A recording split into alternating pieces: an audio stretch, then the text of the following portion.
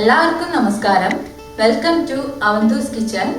ഞാൻ ചെയ്യുന്ന റെസിപ്പീസ് ഒക്കെ നിങ്ങൾക്ക് ഇഷ്ടപ്പെടുന്നുണ്ടെങ്കിൽ ലൈക്ക് ചെയ്യുക, ഷെയർ ചെയ്യുക, സബ്സ്ക്രൈബ് ചെയ്യുക. നിങ്ങളുടെ അഭിപ്രായങ്ങളും നിർദ്ദേശങ്ങളും കമന്റായി എന്നെ തീർച്ചയായിട്ടും അറിയിക്കണം. ഇനി നമുക്ക് ഇന്നത്തെ റെസിപ്പിയിലേക്ക് പോകാം. Chicken nuggets. അത് നമുക്ക് എങ്ങനെയാണ് തയ്യാറാക്കേണ്ടതെന്ന് നോക്കാം. അപ്പോൾ നമുക്ക് അതിനാവശ്യമായ ചേരുവകൾ എന്തൊക്കെയാണെന്ന് നോക്കാം. ചിക്കൻ ബോൺലെസ് ചിക്കനാണ് എടുത്തിരിക്കുന്നത്. 300 ഗ്രാം ചിക്കൻ ഉണ്ടത്. നല്ല കഴുകി വൃത്തിയാക്കി വെച്ചിരിക്കുന്നതാണ്. 2 അരികൊക്കെ കളഞ്ഞ ബ്രെഡ് സ്ലൈസസ് ആണിത്. 2 പീസ് എടുത്ത് വെച്ചിട്ടുണ്ട്. കോൺഫ്ലവർ വേണം. ഒരു 2 ടീസ്പൂൺ ജിഞ്ചർ ഗാർലിക് പേസ്റ്റ് വേണം. Pepper powder 2 tablespoon. Soya sauce 2 teaspoon. ഒരു മുട്ട, ഇതിൻ്റെ വൈറ്റ് മാത്രമാണ് നമ്മൾ യൂസ് ചെയ്യണത്. ബ്രെഡ് ക്രംസ്, ഉപ്പ്.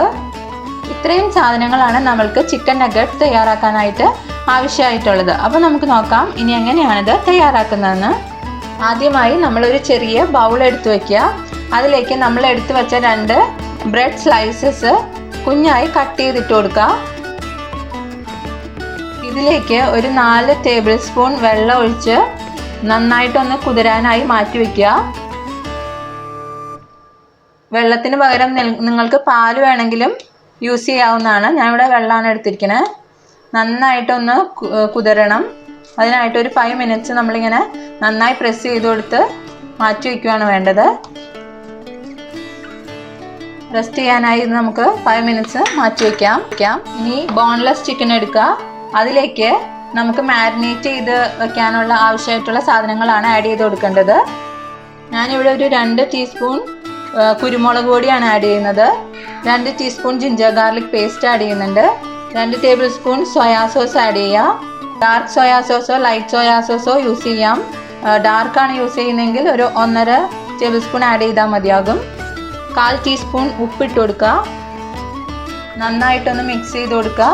ഇനി ഇത് നമ്മൾ മാരിനേറ്റ് ചെയ്ത് കിട്ടാൻ വേണ്ടിയിട്ട് നമ്മളൊരു 5 to 10 മിനിറ്റ്സ് നമ്മൾ ഇതും റെസ്റ്റ് ചെയ്യാൻ വയ്ക്കുകയാണ് വേണ്ടത്.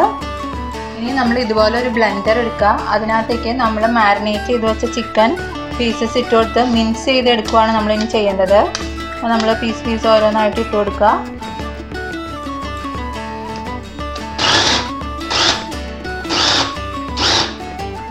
ചിക്കൻ മിക്സ് ചെയ്തതിലേക്ക് നമുക്ക് നേരത്തെ എടുത്ത് വെച്ച ബ്രെഡ് നമ്മൾ വെള്ളത്തിൽ സോക്ക് ചെയ്ത് വെച്ചിരുന്നല്ലോ, അതും കൂടെ ഇതിലേക്ക് ആഡ് ചെയ്ത് കൊടുക്കുക.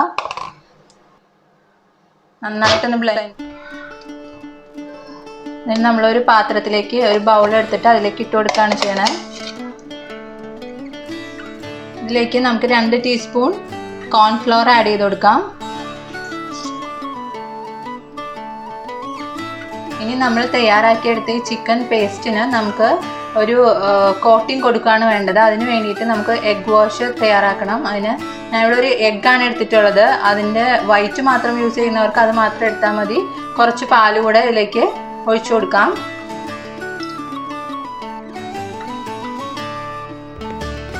ഒരു ഫോർക്കോ സ്പൂണോ യൂസ് ചെയ്തിട്ട് നന്നായിട്ടൊന്ന് ബീറ്റ് ചെയ്ത് കൊടുക്കുക.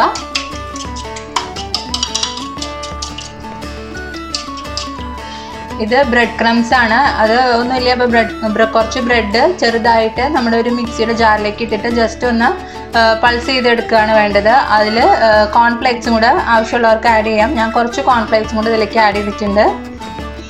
പിന്നെ ഞാനിവിടെ കുറച്ച് ഫ്ലോറും കൂടി എടുത്തിട്ടുണ്ട്. മൈദയാണ് എടുത്തിട്ടുള്ളത്. അല്ലെങ്കിൽ കോൺഫ്ലോർ, ഏത് തരം ഫ്ലോർ വേണമെങ്കിലും നിങ്ങൾക്ക് യൂസ് ചെയ്യാം.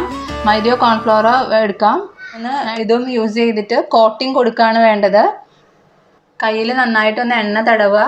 എന്നിട്ട് നമ്മൾ ഇതിൽ നിന്ന് ഈ ചിക്കൻ പേസ്റ്റ് എടുക്കുക.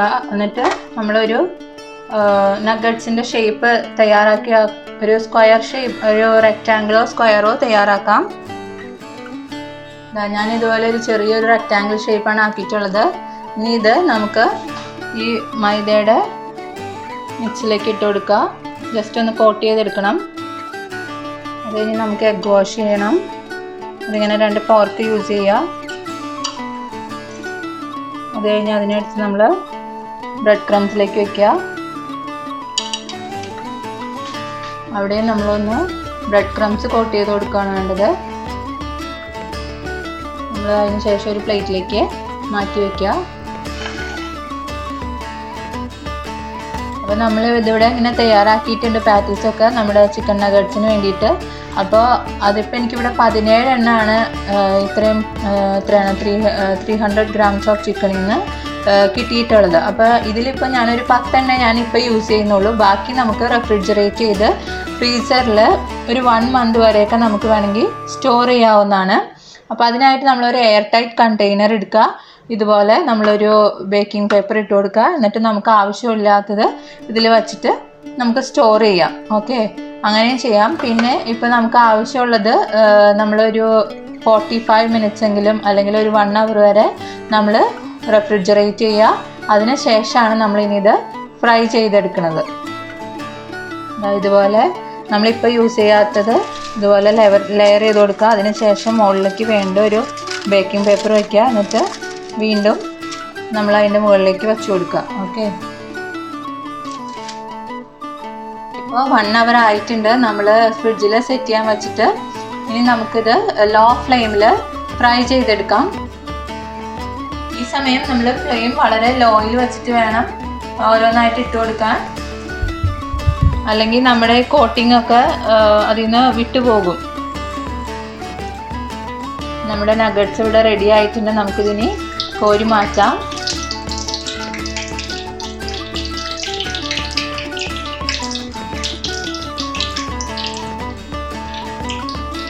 ഇനി നമുക്ക് ബാക്കിയുള്ള നഗറ്റ്സും കൂടെ ഫ്രൈ ചെയ്തെടുക്കണം. ഇടയ്ക്കൊന്ന് ഫ്ലെയിം കൂട്ടി അങ്ങനെ low to medium flame maintain ചെയ്ത് വേണം നമുക്കിത് ഫ്രൈ ചെയ്തെടുക്കാൻ. ആദ്യം ഇടുമ്പോൾ എന്തായാലും ലോ ഫ്ലെയിമിൽ വെച്ചിട്ട് ഇടുക, അല്ലെങ്കിൽ നമ്മുടെ കോട്ടിംഗ് ഒക്കെ ചിലപ്പോൾ പൊട്ടിപ്പോകാൻ ചാൻസ് ഉണ്ട്. അങ്ങനെ നമ്മുടെ ചിക്കൻ നഗറ്റ്സ് ഇവിടെ തയ്യാറായി കഴിഞ്ഞു. കണ്ടില്ലേ എത്ര ഈസി ആയിട്ടാണ് നമ്മളിത് തയ്യാറാക്കിയത്. ഒട്ടും പാടില്ല. നമുക്ക് കുറച്ച് ചിക്കൻ ഉണ്ടെങ്കിൽ ബാക്കിയുള്ള ഇൻഗ്രീഡിയൻസ് ഒക്കെ നമ്മുടെ വീട്ടിൽ എപ്പോഴും അവൈലബിൾ ആയിട്ടുള്ള സാധനങ്ങൾ തന്നെയാണ്. വളരെ പെട്ടെന്ന് തന്നെ നമുക്ക് തയ്യാറാക്കിയെടുക്കാൻ സാധിക്കും. അപ്പോൾ എൻ്റെ ഈ റെസിപ്പി ഇഷ്ടപ്പെട്ടെങ്കിൽ ലൈക്ക് ചെയ്യുക, ഷെയർ ചെയ്യുക, കമൻറ്റ് ചെയ്യുക. നിങ്ങളുടെ ഫീഡ്ബാക്ക് എല്ലാം വളരെ വിലപ്പെട്ടതാണ്. അത് ഞങ്ങളെപ്പോലുള്ളവർക്ക് വലിയൊരു ഇൻസ്പിറേഷൻ ആയിരിക്കും. തീർച്ചയായിട്ടും ഫീഡ്ബാക്ക് എന്ത് തന്നെ ആയാലും അത് അറിയിക്കുക.